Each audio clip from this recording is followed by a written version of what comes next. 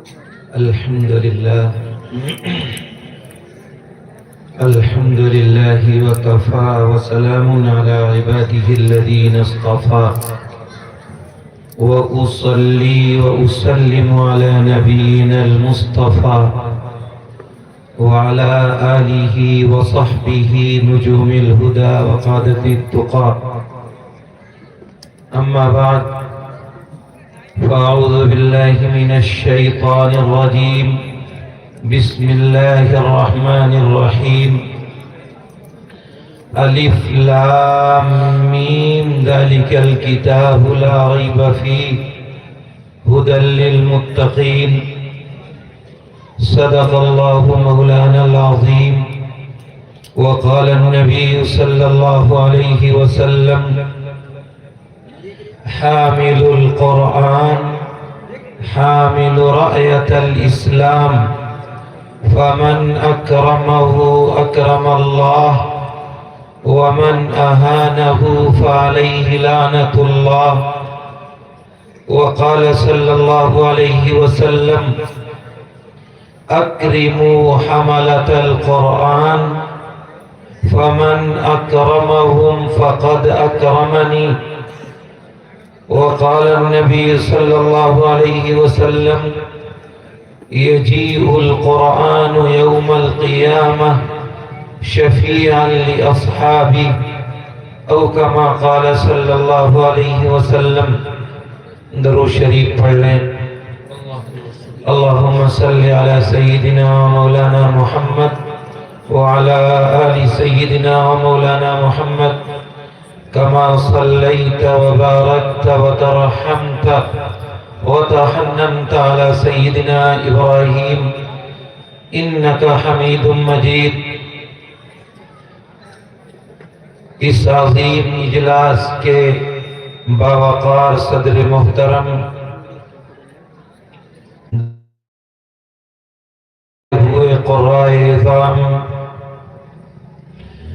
علماء کرام اور بہت ہی معزز سامعین کرام میرے محترم دوستوں اور بھائیوں، آج کی تقریب کا عنوان یہ بتاتا ہے کہ یہ خطابت کا عنوان نہیں ہے۔ آج تو اس کتاب کی نسبت پر اس کی تلاوت کے سننے کے لیے نبی کریم علیہ السلام کی مدح سرائی اور آپ کی تعریف اور توصیف کے لیے ہم سب یہاں اکٹھا ہوئے ہیں۔ جس کتاب کی نسبت پر ہم یہاں آئے ہیں، بیٹھے ہیں،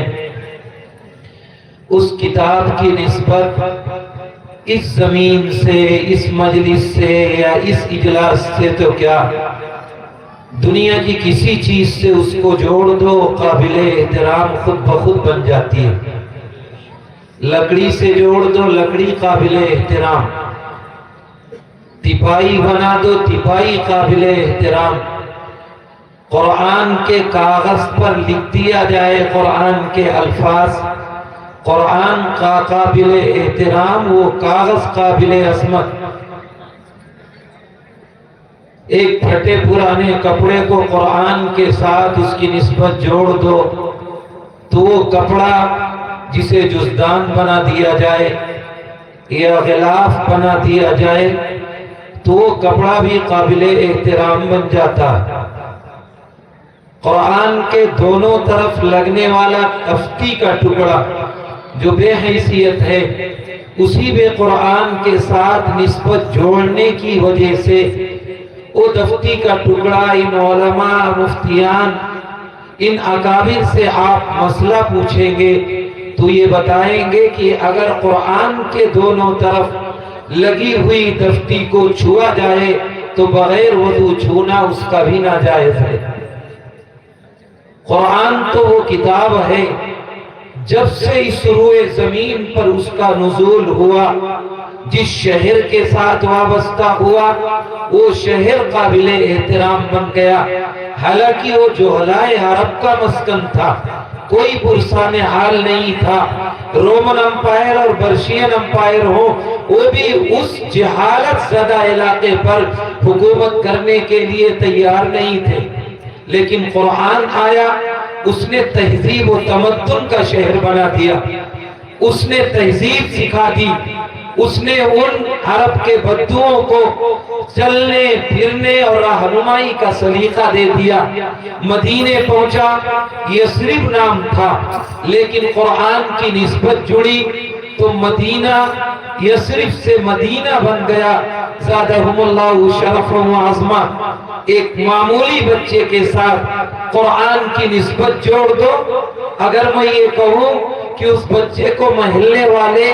اسی دن سے حافظ جی، قرآن پڑھنے والا، اور اسے اپنے نام سے بھول کر کے قرآن والا نام دینے لگتے ہیں۔ قرآن کی نسبت ہے کہ آپ غالب پور میں بیٹھے ہیں، اگر یہ قرآن کی نسبت نہ ہوتی تو شاید یہ قرآن کی نسبت نہ ہونے کی وجہ سے، اس مدرسے کے نہ ہونے کی وجہ سے یہ گاؤں کا نام بھی لوگ واقف نہ ہوتے۔ جہاں بھی قرآن کی نسبت جوڑ دو وہ قابل احترام بنی جاتا۔ اور آج تو کیا قرآن کی نسبت جب اللہ رب العزت والجلال میدان محشر میں لوگوں کو حساب و کتاب کے لیے بلائے گا اور جمع کرے گا، حالات نہ گفتہ بے ہوں گے، کوئی پرسان حال ان کا نہیں ہوگا، اس وقت اللہ قرآن کو قوت گویائی دے گا۔ وہ اللہ کے دربار میں آئے گا اور کہے گا یجیء القرآن یوم القیامہ، قیامت کے دن قرآن آئے گا اور اللہ کے سامنے درخواست لگائے گا، یا رب زدہ، اے میرے رب یہ قرآن والے ہیں، یہ قرآن کی تلاوت کرنے والے ہیں، یہ قرآن پڑھنے والے ہیں، یہ قرآن کو سمجھنے والے ہیں، یہ حاملین قرآن ہیں، حافظین قرآن ہیں، یہ معانی قرآن کو سمجھنے والے ہیں، یہ عالم قرآن ہیں، یا رب زدہ، اے میرے رب ان کی شان میں اضافہ کر دیجئے، ان کا اعزاز بڑھا دیجئے، انہیں پروٹوکول دے دیجئے، ان کی اس مجمع کے سامنے آپ حوصلہ افزائی کر دیجئے۔ قرآن یہ سفارش لگائے گا، یہ درخواست کرے گا، اور ادھر اللہ رب العزت والجلال فرشتوں سے کہے گا یلبس تاج الکرامہ، انہیں اعزاز اور اکرام کا تاج پہنا دیا جائے۔ تاج پہنا دیا جانے کے بعد پھر قرآن کہے گا یا رب زدہ، اے میرے رب ان کی شان میں اور اضافہ کر دیجئے اور احساس بڑھا دیجئے۔ پھر اللہ کہے گا فرشتوں سے یلبس لباس الکرامہ، انہیں اعزاز اور اکرام کی پوشاک پہنا دیا جائے، انہیں اعزاز اور اکرام کا لباس زیب تن کر دیا جائے، ان کو اعزاز کے ساتھ تاج پہنا دیا گیا، لباس پہنا دیا گیا۔ پھر اللہ کے سامنے قرآن سہبارہ کھڑا ہوگا اور کہے گا اے میرے رب آپ نے ان قرآن والوں کو تاج پہنا دیا، اے میرے مالک آپ نے انہیں اعزاز اور اکرام کا لباس پہنا دیا، اے میرے مالک ایک درخواست تجھ سے اور ہے، تو اسے بھی شرف قبول عطا فرما دے۔ اور پھر کہے گا قرآن یا ربی ارضا، اے میرے رب آپ اس مجمع کے سامنے یہ چند لوگ نہیں ہوں گے، یہ قرآن نہیں ہوں گے، سیدنا آدم علیہ نبینا علیہ السلام سے لے کر قیامت تک کے آنے والے تمام انسان موجود ہوں گے، حساب و کتاب کا وقت ہوگا، نفس نفسی کا عالم ہوگا، کوئی کسی کا پرسان حال نہیں ہوگا، ہر ایک کو اپنی اپنی پڑی ہوگی۔ قرآن نے عجیب منظر کھینچا ہے، یوم یفر المرء من اخیہ وامہ وابیہ وصاحبتہ وبنیہ لکل امرئ منہم یومئذ شأن یغنیہ۔ ہر ایک کو اپنی اپنی پڑی ہوگی، والدین اولاد سے، اولاد والدین سے، رشتہ دار رشتہ داروں سے، بھائی بہن سے، بہن بھائی سے، میاں بیوی سے کنی کاٹ جائیں گے، ہر ایک کو اپنی اپنی پڑی ہوگی۔ ایسے حالات میں قرآن درخواست لگا رہا ہوگا، اعزاز بڑھا رہا ہوگا، تاج پہنا رہا ہوگا، لباس سے ویتن کرا رہا ہے۔ ایسے میں پھر قرآن کہے گا اے میرے رب، آپ نے یہ اعزاز یقیناً دیا ہے، آپ اس مجمع کے سامنے ان قرآن والوں سے، حاملین قرآن سے، عاملین قرآن سے، ان قاری قرآن سے، ان قرآن اعظام سے اپنی رضا اور رضوان کا، اپنی خوشنودی کا اس مجمع کے سامنے اعلان کر دیجئے۔ جب یہ قرآن درخواست لگائے گا تو پھر اللہ رب العزت والجلال فیرضان ہو اپنی رضا اور رضوان کا اعلان کرے گا، خوشنودی کا اعلان کرے گا اور کہے گا میں ان سے راضی ہوں، اور اس پر بس نہیں کرے گا اور کہے گا تو قرآن پڑھتا جا اور جنت کی سیڑھیوں پر چڑھتا جا، فَيُزَادُ بِكُلِّ آیَةٍ حَسَنَةٍ، ہر آیت کے بدلے ایک ایک درجے کا اضافہ ہوتا جا۔ یہ قرآن کے ساتھ اعزاز ہوگا اس میدان محشر میں جہاں کوئی کسی کا پرسان حال نہیں ہوگا۔ لیکن اس کے برخلاف اگر کہہ دیا جائے اسی قرآن کو اللہ قوت گویائی دے گا، یہ کھڑا ہوگا اور قیامت کے دن جیسے ان قرآن والوں کا اعزاز بڑھائے گا، اکرام کرائے گا، انہیں پروٹوکول دلائے گا، ایسے ہی اللہ سے کہے گا اے میرے مالک، یہ لوگ ہیں جو اللہ نے اپنے محبوب کی امت نے جن کو پیدا کیا تھا، انہیں قرآن دیا تھا، انہیں قرآن پڑھنے کا مکلف بنایا تھا، یہ لوگ ہیں جنہوں نے میرا حق ادا نہیں کیا ہے۔ اے میرے مالک، جیسے آج یہ انصاف کا دن ہے، مجھے بھی انصاف چاہیے۔ آج جنہوں نے میرا حق ادا نہیں کیا، روایت میں آتا ہے اگر قرآن کسی کے خلاف کھڑا ہو جائے، کسی کے خلاف کھڑا ہو کر کے اللہ سے یہ کہتے کہ اللہ مجھے انصاف چاہیے، تو پھر کسی نبی کی سفارش کام نہیں آئے گی۔ اس لیے یہ ایک پہلو ہے احساس اور اکرام کا، لیکن اس کے ساتھ ساتھ ہم نے قرآن پڑھا ہے یا نہیں، ان قراء کی طرح صحیح تلفظ کے ساتھ، صحیح تجوید کے ساتھ، صحیح قرآن کی حروف کی ادائیگی کے ساتھ کیا میرا قرآن بھی ہے؟ کیا مجھے 10 سورتیں یاد ہیں کہ میں پڑھ کر کے مسجد میں جاؤں تو صحیح طریقے سے نماز ادا کر لوں؟ کیا تجوید کی رعایت کے ساتھ جیسے آپ کے مدرسے میں پڑھایا جاتا ہے ایسے ہی میرے بچے قرآن پڑھ رہے ہیں؟ اگر آپ نے اس طرز پہ پڑھایا جیسے قرآن پڑھا جاتا ہے تو یقیناً آپ کامیاب ہیں، اور اگر آپ نے انہیں قرآن نہیں پڑھایا، دین سے نہیں جوڑا، انہیں قرآن کی نسبت نہیں جوڑی، تو یہ قرآن کل قیامت کے دن کھڑا ہوگا اور اعلان کرے گا اور کہے گا اے میرے رب، قالوا ربنا انا اطعنا سادتنا وکبراءنا فاضلونا السبیل۔ یہ قرآن کی آیت چیخ چیخ کے کہہ رہی ہے کہ یہ اولاد جو اللہ نے آپ کو نعمت کے طور پر دی ہے، اگر آپ نے اسے قرآن نہیں پڑھایا، صحیح رعایت کے ساتھ تجوید کی تلفظات نہیں یاد کرائے، تو یہ قرآن کل قیامت کے دن کہے گا کہ یہ اولاد اللہ کے سامنے آئے گی اور کہے گی اے میرے مالک، یہ میرے باپ ہیں، یہ میرے دادا ہیں، یہ میرا خاندان ہے، یہ میرا سماج ہے، یہ میرا معاشرہ ہے، یہ میرے خاندان کے بڑے لوگ ہیں، یہ میرے پرکھے ہیں، انہوں نے مجھے راستے سے بھٹکایا ہے، انہوں نے مجھے راستے سے گمراہ کیا ہے، فَأَضَلُّونَ السَّبِيلَ،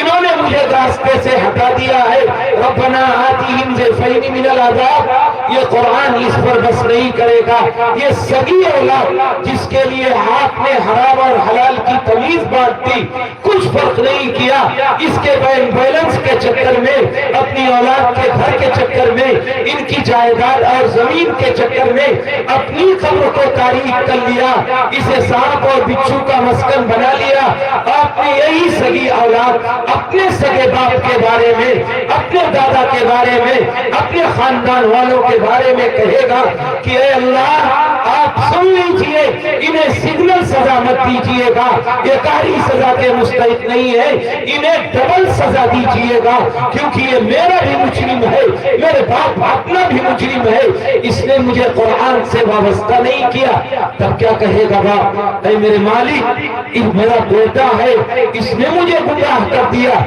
اس نے میرے مخالفت میں لگ گیا۔ میرے عزیزوں، ضرورت اس بات کی ہے کہ ہم قرآن سے جڑے، اور اگر قرآن سے کم جڑے ہوئے ہیں تو کم سے کم قرآن والوں سے جڑے، ان علماء سے جڑے، ان حفاظ سے جڑے، ان قرآن کی درسگاہوں سے جڑے اور ان کے ساتھ اپنا رشتہ مضبوط کریں۔ یقیناً جس کی نسبت قرآن سے جڑ جائے اور اس کے ساتھ اس کا واسطہ ہو جائے تو قیامت کے دن اس کے وارے اور نیارے ہو جائیں گے۔ میں نے روایت پڑھی تھی، حامل القرآن حامل راحت الاسلام، یہ قرآن والے، یہ عالم قرآن، یہ حافظ قرآن، یہ اسلام کے جھنڈے کو بلند کرنے والے ہیں۔ ومن اکرمہ اکرم اللہ، جس نے ان قرآن والوں کا اعزاز کیا، ان قرآن والوں کا احترام کیا، ان قرآن والوں کی عزت کی، اس نے اللہ کا اعزاز کیا، اللہ کا اکرام کیا، اللہ کے ساتھ اس نے رشتہ جوڑا۔ ومن اہانہ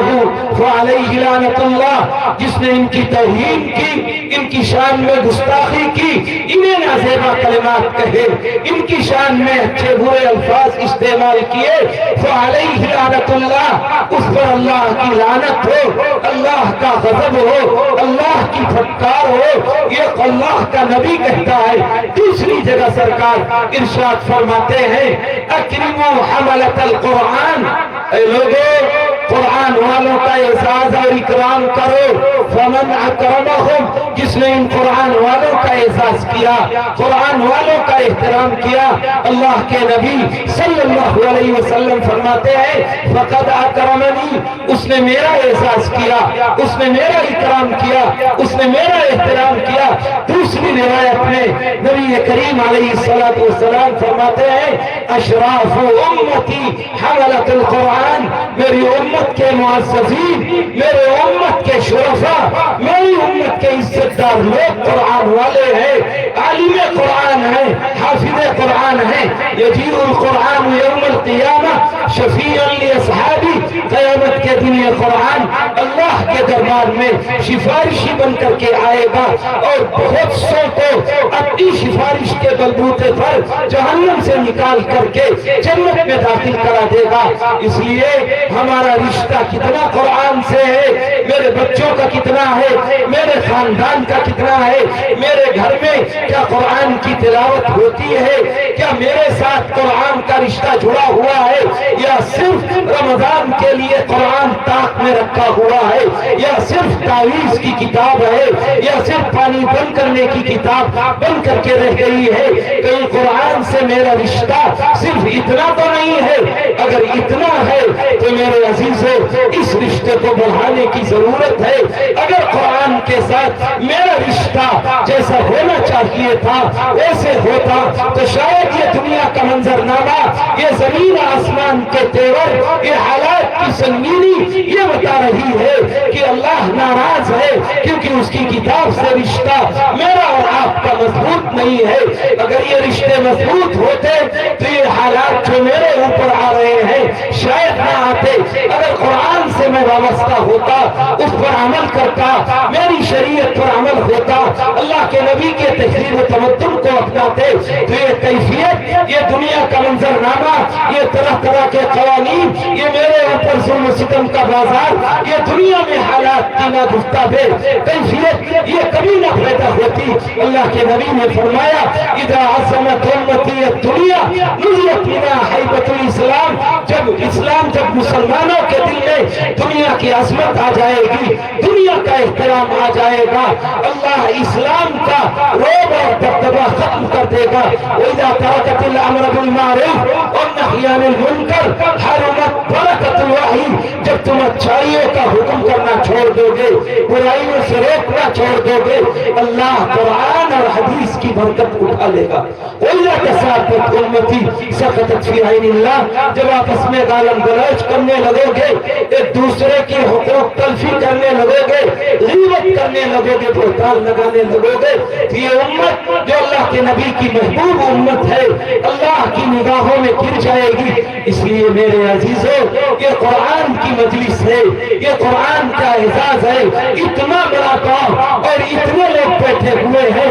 اگر کوئی لفنگا آیا ہوتا، کوئی نچنیا آیا ہوتا، کوئی آوارہ دنیا کا آیا ہوتا تو کیا اتنا ہی مجمع ہوتا؟ یہ رشتہ قرآن سے میرا اور آپ کا کتنا مضبوط ہے اور کتنا کمزور ہے، یہ مجمع کی تعداد بتا رہی ہے۔ اس لیے میرے عزیزوں، اس رشتے کو جوڑو۔ کہیں اللہ ناراض ہوا، حالات میں گفتگو ہوئے، کہیں ڈائریکٹ میرے اوپر قرآن سے دور ہونے کی وجہ سے پکڑنا آئے، قرآن سے جڑو گے تو اللہ اعزاز اور اکرام دے گا۔ ہم آپ نہیں، دنیا کے عجیب لوگوں کے قصے ہیں۔ اگر میں آپ کو ایک چھوٹا سا قصہ بتا کے اپنی بات ختم کروں کہ یہ قرآن کریم کے ساتھ رشتہ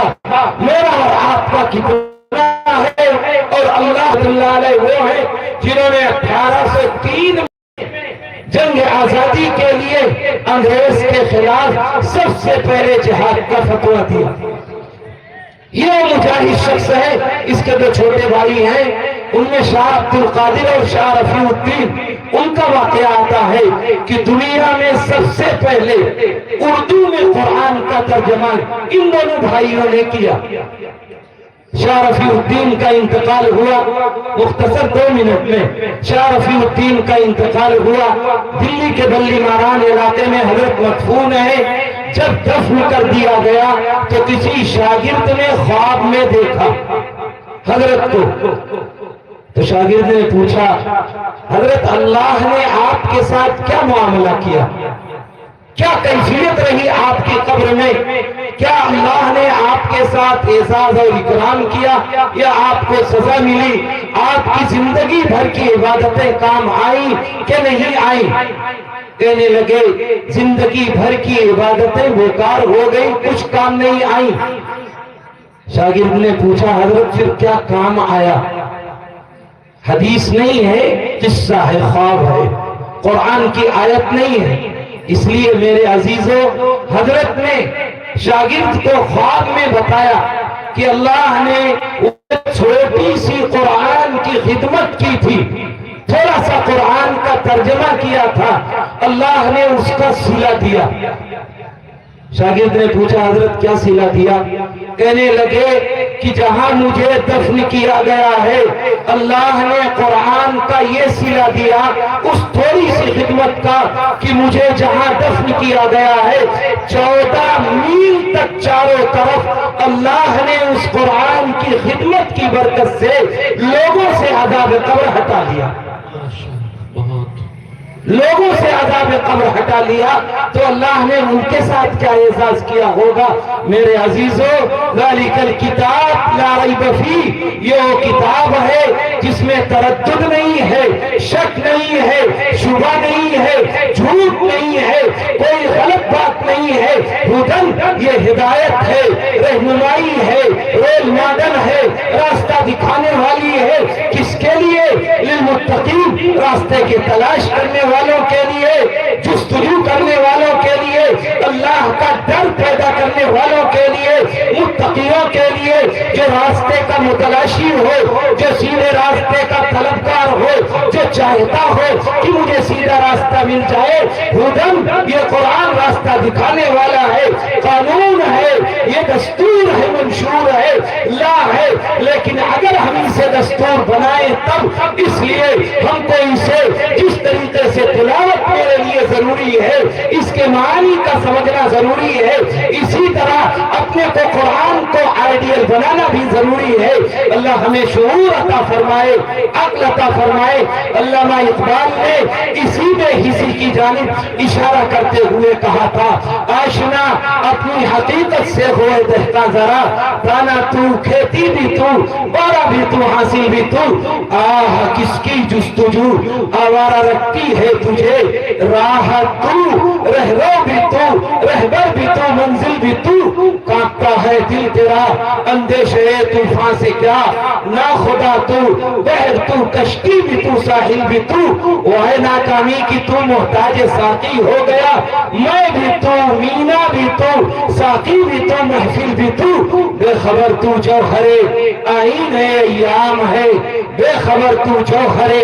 आईन है याम है, तू जमाने में खुदा का आखिरी पैगाम है। अल्लाह हमें शऊर अता फरमाए, कुरान से रिश्ते को मजबूत करने वाला बनाए, बेहिसी को दूर फरमाए, अच्छाइयों को अपनाने और बुराइयों से बचने की तौफीक अता फरमाए। आमीन व आखिर दावाना अनिल हम्दुलिल्लाह।